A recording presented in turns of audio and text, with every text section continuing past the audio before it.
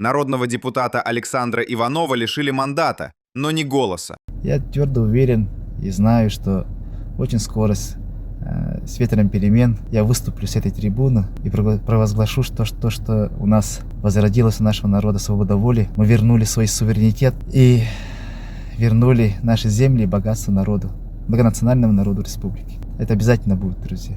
Я пришел в первый день на работу Ильтумен человеком свободным, с совестью, с принципами, с той целью, что я буду защищать интересы своего народа и своей республики.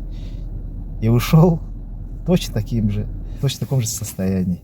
Не продал я свою совесть, ни принципы. И до последнего дня пытался достучаться до них, чтобы они не превратили мою республику в безымянное, безлюдное поле, где власть не считается с народом.